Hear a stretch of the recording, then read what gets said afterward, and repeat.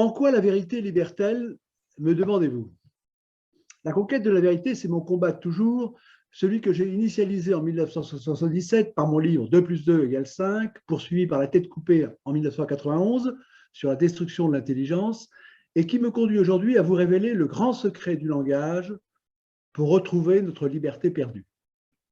La vérité et la liberté sont les deux pierres d'achoppement de la destinée humaine. Et je répondrai à votre question en 7 points avec une exclusivité que je vous réserve. Tout d'abord, qu'est-ce que la vérité? La vérité, c'est une définition toute puissante depuis son invention par les Grecs. En latin, adequatio rei et intellectus, c'est l'accord unique du nom et de la chose, de l'esprit et de la réalité. C'est la mesure de toute chose, la valeur suprême de notre civilisation sans pareille, c'est son arme d'invincibilité. Deuxièmement, la vérité, c'est le champion du combat de Titan contre la tyrannie régnant aujourd'hui plus que jamais sous le nom de liberté. De nos jours, la vérité est la valeur la plus honnie de toutes, alors que sans elle, aucune valeur ne saurait exister. Elle est la plus détestée, persécutée, pourchassée, ostracisée, la plus calomniée au profit de la liberté. Mot magique, lorsqu'il est mis au singulier, est comme tel pris au sens grammatical absolu d'absence ou de suppression de toute contrainte d'ordre naturel, normal, légitime, et donc d'affranchissement de toute morale et de toute vérité pour en faire le dogme tyrannique de la nouvelle religion avec sa devise liberté, égalité, fraternité, que chacun devait adorer sous peine de mort à la Révolution. Pas de liberté, ni de droit de vivre pour les ennemis de la liberté, et devant laquelle, aujourd'hui, chacun doit plier le genou. Liberté absolue imposée comme la divinité suprême de l'humanité depuis 1789, alors qu'elle a pourtant été déclarée criminelle dès l'origine, ce 9 novembre 1793, par Madame Roland, la belle égérie des Girondins, guillotinée à 39 ans, place de la Concorde, ex-révolution, devant la statue de la liberté, trônant devant l'échafaud, et qu'elle a condamné en ces termes. Ô liberté, que de crimes on commet en ton nom, et ça dure. Oui, liberté absolue, mère de la terreur, des massacres et de tous nos maux actuels. Oui, liberté absolue d'assassiner les plus faibles en toute impunité, comme nous l'avons vu depuis 2 ans, au nom de la santé et du machiavélique, sauver des vies, quoi qu'il en coûte. Oui, liberté au singulier, ennemi à mort de la vérité. Oui, liberté absolue, et donc mal absolu et crime absolu. Car s'il n'y a qu'une vérité, une et indivisible, la liberté, elle, a 2 faces trompeuses. Car il y en a 2 libertés. Il y a 2 libertés. Celle du bien absolu, vantée aux Français en 1789, soumise à la justice et à la vérité, et celle du mal absolu qui leur a été infligée à coups de guillotine à partir de 1792. En conclusion, puisque c'est en guillotinant la vérité en 1789 que la liberté du mal et ses crimes ont pu triompher en 1792, ce n'est qu'en reprenant la vérité pour champion, dès à présent, que nous pourrons enfin voir la liberté refleurir à nouveau. 3. La liberté, c'est la clé de la reconquête du pouvoir. Par avance, le 25 septembre dernier, j'avais répondu à votre question en lançant à Toulon le défi du courage en appelant à un choc métaphysique de vérité devant remplacer la liberté, pour donner un coup d'arrêt à la politique antisanitaire criminelle de Macron et pour le vaincre aux élections de 2022.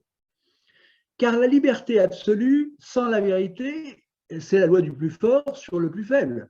C'est-à-dire des choses, c'est la pire des choses. C'est le droit de pratiquer en toute impunité le mensonge, le crime, la tyrannie absolue comme jamais dans l'histoire. L'électrochoc de vérité consistait à manifester non plus au nom de la liberté, mais au nom de la vérité, en mettant en tête des manifestations le mot assassin, comme nous en avons vu les effets au Trocadéro. Pour en finir avec cette tyrannie au nom de la liberté exercée par la politique criminelle de Macron, j'en avais même appelé à la prise du pouvoir en 3 mots: vérité, régalien, crime, suffisant pour inverser l'ordre politique. Pour vaincre, il n'y avait qu'à remplacer la liberté guidant le peuple par la vérité guidant le peuple. Voilà tout. 4. La théologie, c'est l'alpha et l'oméga de la réponse à votre question. La vérité vous délivrera. C'est la célèbre phrase du Christ tirée de l'évangile de Saint Jean 8, 31-47. Mais de quoi la vérité nous délivrera-t-elle? D'une prison. De quelle prison? Celle du mensonge, du mal, du péché, du crime, de l'imposture, de la vaccination criminelle de masse, du passeport antisanitaire, de l'oppression imposée sous le simulacre de démocratie, et ainsi de suite. C'est-à-dire que la vérité est l'antidote de la liberté déréglée d'un pouvoir criminel sans fin. Et le Christ s'est même identifié à la vérité porteuse de liberté bénéfique dans sa fameuse formule des 3 V de la victoire, reprise à sa manière par Churchill: je suis la voie, la vérité et la vie. 5. La vérité, c'est la clé initiatique de la liberté. Le chemin de vérité à suivre pour nous libérer du mal absolu, trônant à la tête de l'État, c'est la mise en harmonie de notre conscience personnelle et publique avec les 3 cercles de la vérité. Celui du moi singulier de l'incarnation, un corps et une âme, celui du nous pluriel de l'intelligence avec l'altérité par la médiation de l'esprit humain. 3, enfin, le cercle du tout universel du spirituel par la médiation au divin. De telle sorte que ces 3 cercles n'en soient plus qu'un, non plus en liberté absolue, bien entendu, mais en vérité cosmique, j'allais dire, transcendante, absolue. 6. La vérité, enfin, c'est un défi personnel. Aujourd'hui, le désir d'authenticité, de sens s'exprime partout, nous le voyons, mais hélas, sans véritable recherche de la vérité. Vérité dont le mot est sur les lèvres, mais dont la réalité est loin du cœur. Car celui qui prétend aimer la vérité sans haïr son contraire est un menteur, un mystificateur, un complice du crime contre l'esprit qui nous mène actuellement en esclavage, à la mort spirituelle et à la tyrannie sous le nom de cette liberté usurpée qui empoisonne l'esprit et les âmes pour mieux tenir enchaîner les corps. Un pacte personnel conjuguant intelligence et courage pour préserver la liberté de l'homme intérieur, un choc métaphysique de vérité qui libère pour tous. Voilà donc la priorité absolue de mobilisation générale pour nous sauver d'un engrenage sans fin, nous conduisant à la mort spirituelle, plus encore que physique, et à toujours plus de servitude. 7. La vérité, enfin, c'est notre arme d'invincibilité, celle de notre civilisation, contre le grand secret du prince du mensonge, aujourd'hui plus puissant que jamais, l'équivoque. Concluons et résumons. 1. C'est sur la définition de la vérité comme accord sans équivoque de l'esprit de la réalité que s'est construite notre civilisation européenne du beau, du vrai, du bien, et c'est la langue française de Molière, toute de clarté et de précision, qui a fait de la France la gloire des nations, comme en témoigne notre patrimoine sans égal. 2. À l'inverse, c'est par l'équivoque du mot liberté, confondant bien et mal, par l'abandon de la vérité, que la peste de l'équivoque est rentrée dans le royaume de France le 6 octobre 1789 en inversant la liberté et la vérité dans l'ordre à la tête des valeurs pour y faire triompher l'usurpation, le crime et la tyrannie sous le nom de liberté.